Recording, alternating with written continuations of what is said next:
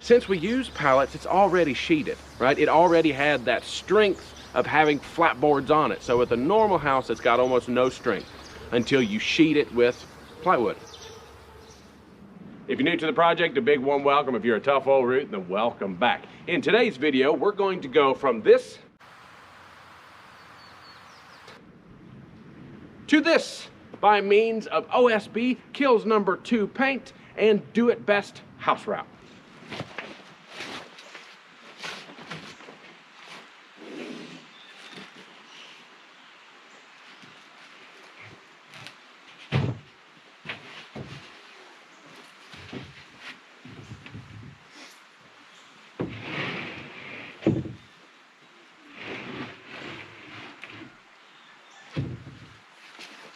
Well, that wasn't the perfect way to do that. Turning around in the middle of the carport was difficult. But either way, hey, first sheet down in our protected area. We use the barrel tops and bottoms to raise it up off of the ground. Then we got pallets on top of that. Hopefully keep this stuff dry and to give me a raised platform in which to cut them. So there we go. Now we got 11 more.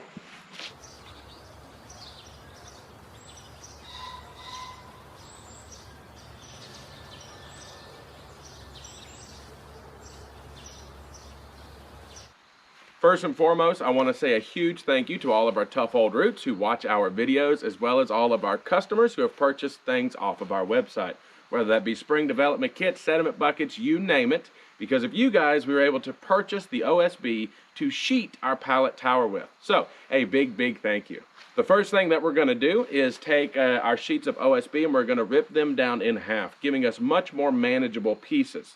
Yes, every other builder, you know, keeps them whole, but there's only one guy here, and it's worth it to me. It's worth it to me to be able to wrangle these effectively, to make sure they're in the correct position, to hold them steady with one hand, and everything else you can think of that comes in with having lighter pieces.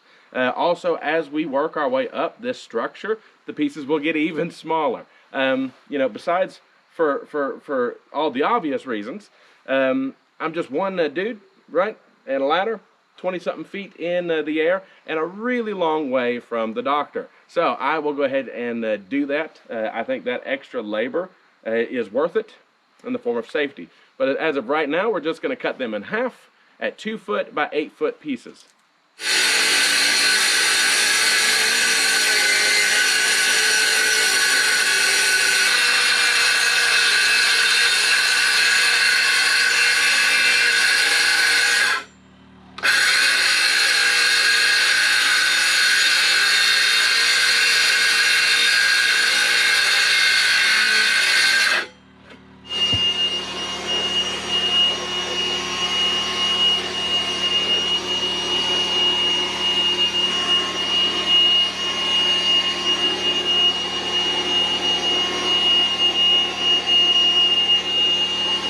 The next thing that we're going to do is break out some killz white paint, and we're going to paint the rough side of this OSB.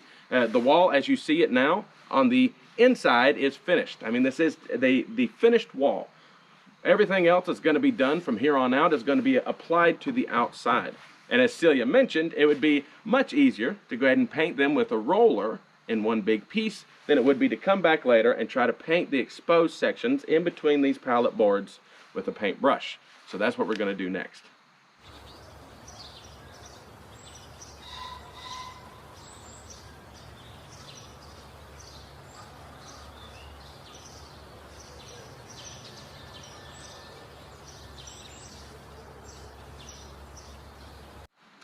Sheeting this structure will be exactly the same as every other structure.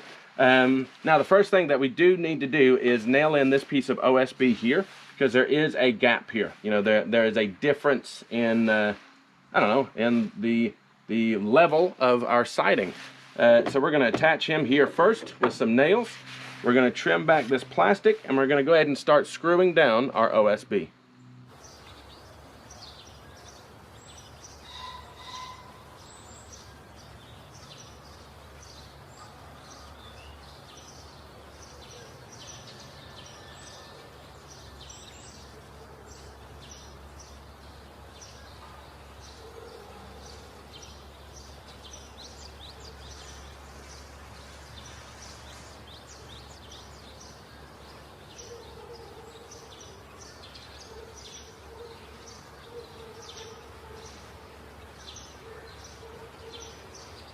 On our next piece of OSB, we're going to have to cut out a notch right here.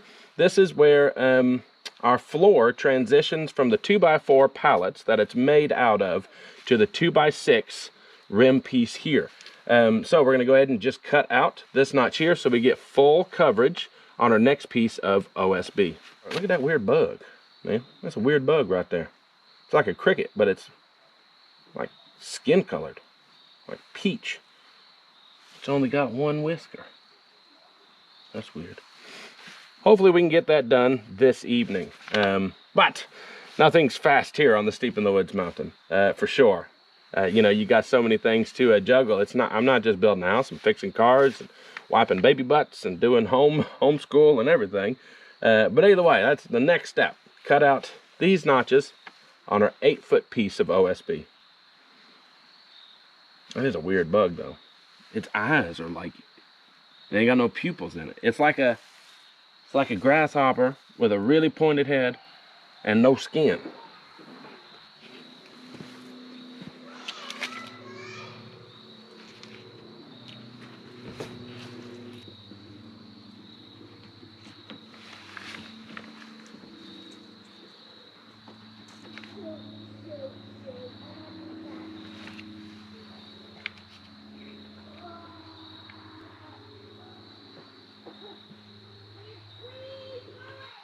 So I'm not actually attaching these or lining these up with the individual studs because basically we've already got facing boards, right? We've already got some form of sheeting on it. So I'm just using the entire length, and where this OSB butts up to a non-stud, we'll just put some shorter screws in these flat boards.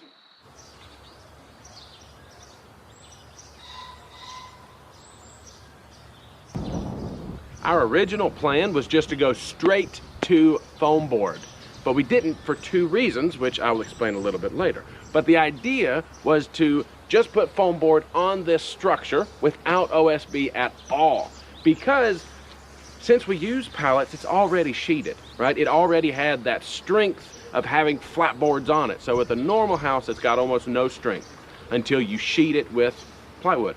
I think they call it the eggshell effect or something, or at least that's how I've heard it coined.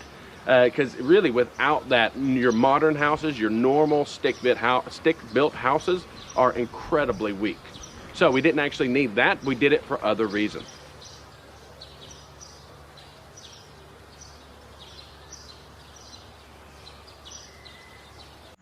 Better late than never, I came up with a little trick. It's a block of wood with a screw in it. We're going to attach that to the bottom of the floor here, providing us with a lip to set our OSB on.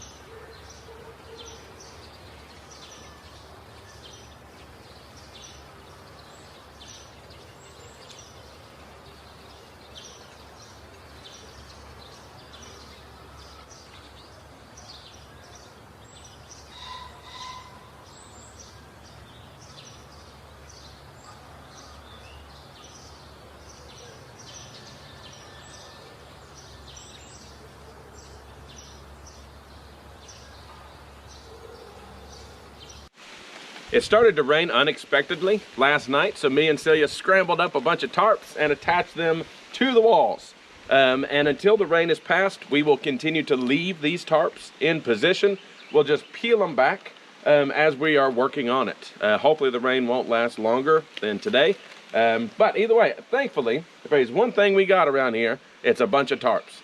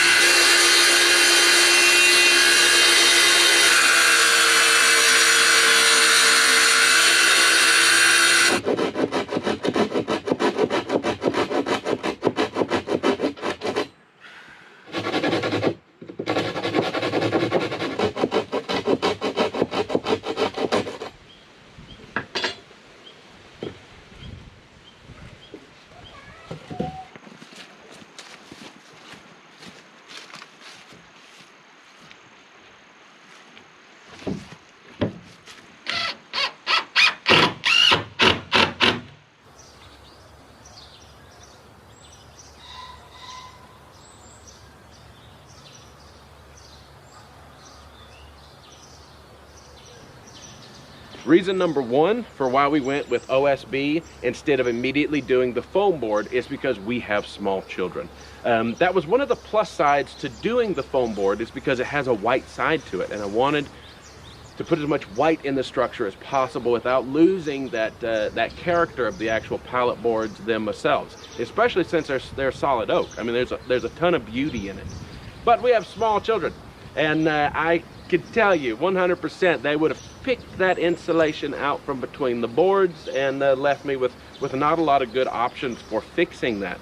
So number one reason is that this is sturdy. It's not pickable, right? Even if they do pick at it some, you can always paint it.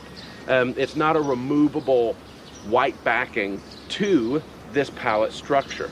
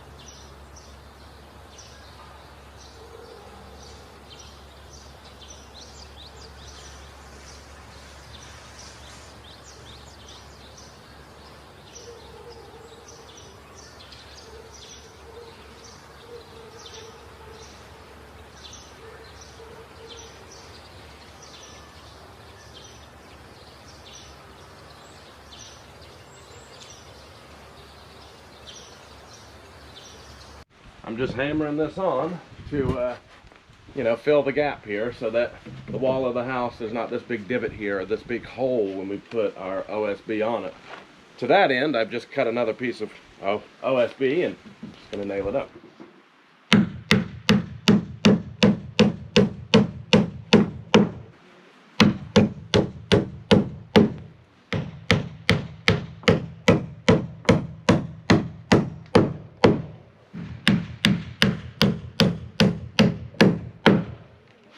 So even though this isn't a structural piece, you know, it's just here to fill a gap, you might as well put nails on both boards so that this does a double purpose, right? It's just here to fill a gap, but why not use it to help connect these two boards together?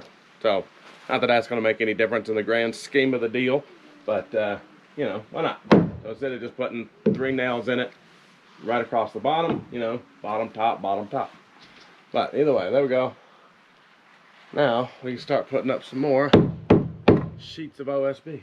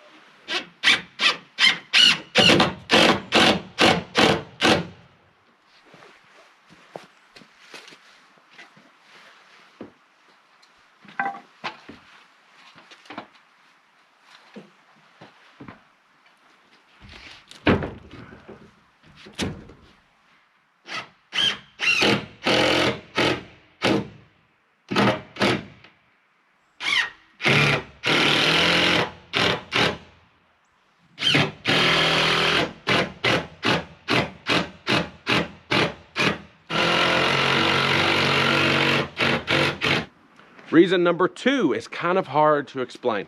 I will do my best though. The reason number 2 is the conductivity of the fasteners themselves, right? So when you put on your siding, you're going to have to put nails or screws to hold it up.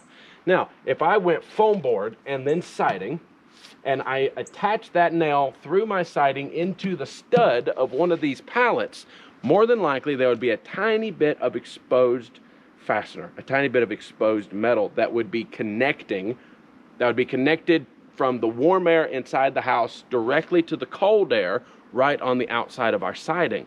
And that moist warm air from inside the house on that cold fastener would make condensation. Trust me, it happens. I've experienced this. It's not a lot of water. I mean, it's not really going to rot nothing, but it's not pleasant. It's something to be avoided. So what the OSB does is it gives us a middle layer, right? So the OSB has nails in it that go to the studs. Those nails are exposed, right? That same gap that we're trying to avoid is still here. However, the foam board will go over top of this, insulating these nails. And then when we go to put on our siding, we're going to pick specific size screws that are just big enough to go into this OSB without sticking out of the back of it. So it's kind of like a weird sandwich, right? You got this middle layer that you can gain access to. So yeah, I mean, it's hard to explain, isn't it? But it's real, it happens, and it was important enough for me to do this.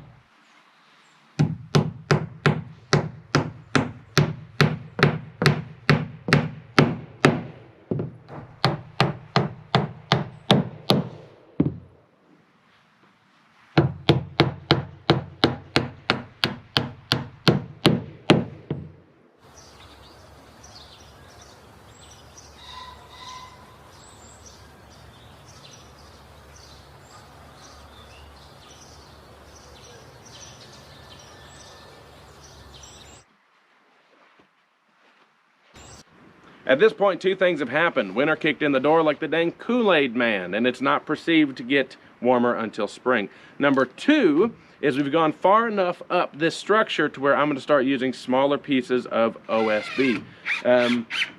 You know, maybe there's people out there who could carry full sheets, but I'm just not comfortable with doing that.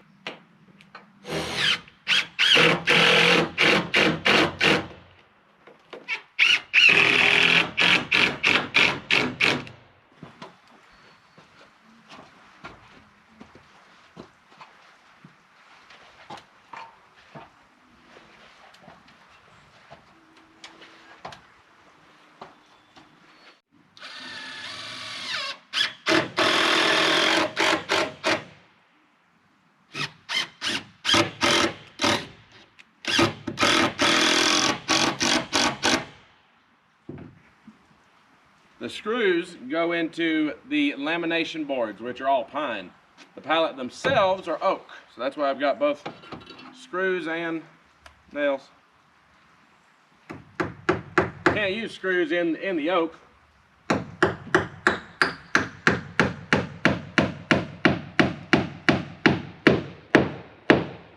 And that's a little 2-inch thin, I mean, it's not even a big nail.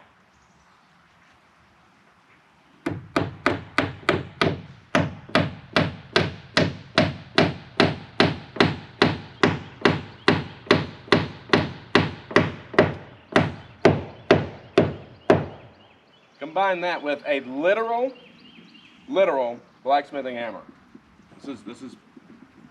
It's over a pound. It may even be 2 pounds. And it's still that hard to get nails in.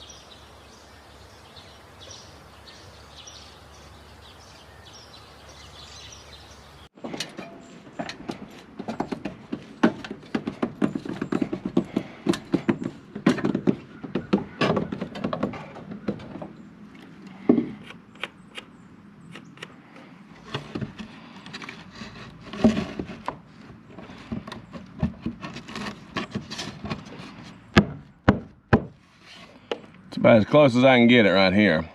Try as I might, there's still this lip. But we made an attempt at it.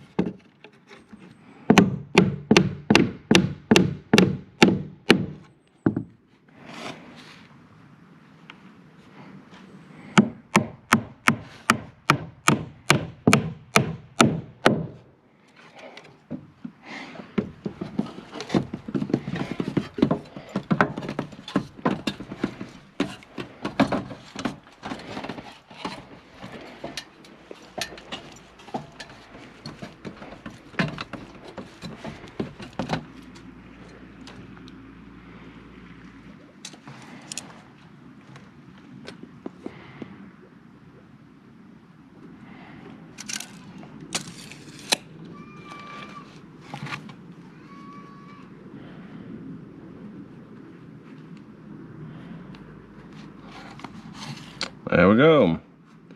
1 over 20.5, 2 under 16, 1.5 under 16. Rock and roll.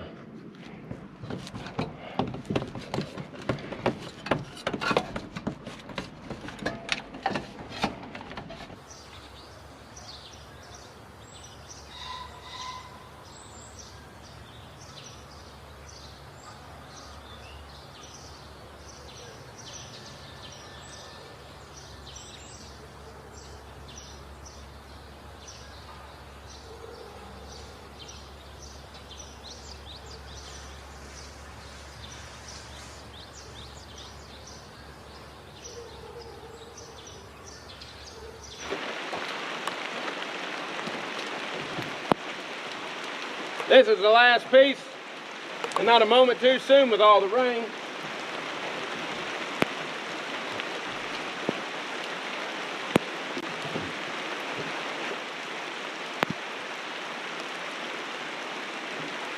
Mark my studs and hammer it in.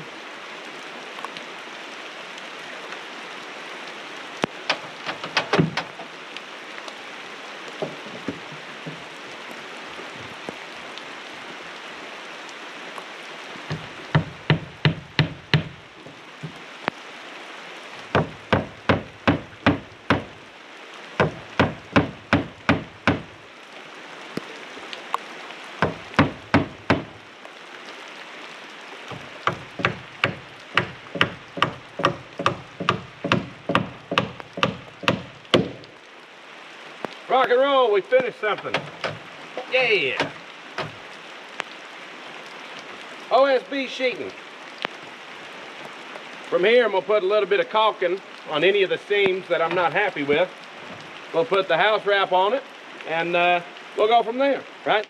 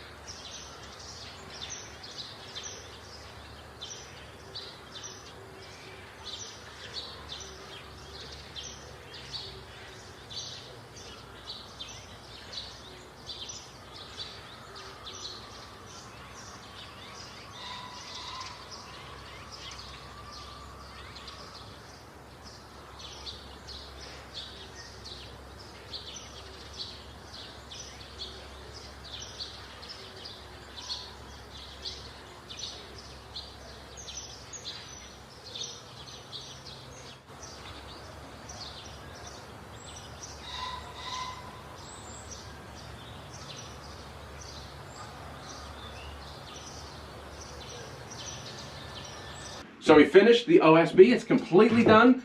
We don't have to cut any more. We are finished with that material. As you all know, we painted the backside of them white, which was a really smart move from Celia. She said it would be easier to paint the entire sheet and then install it than it would be to go back and paint where it is exposed through the pallets, and that was indeed genius. But now you get a shot of how it looks. I really like bright spaces. I like the color white. I wanted to leave the wood boards for the character of it, but I did want to do just everything possible to lighten the area. So the whiteness, even though it's not a lot, it definitely helped. And there you have it, right? This bit is done. I don't have to worry about OSB anymore. I don't have to worry about house wrap until, I suppose, we build another room onto the structure. But for right now, for this particular part of the house, for the pallet tower as it stands, we are done with this portion of the build, and that is awesome. Now, we still have a whole lot of work to do. It's massive, but every step forward gets you closer to your goal, which is living in pallet tower. The next thing we got to do is put up the foam board. We got to come up with some kind of siding. Don't know what that is yet. We will see.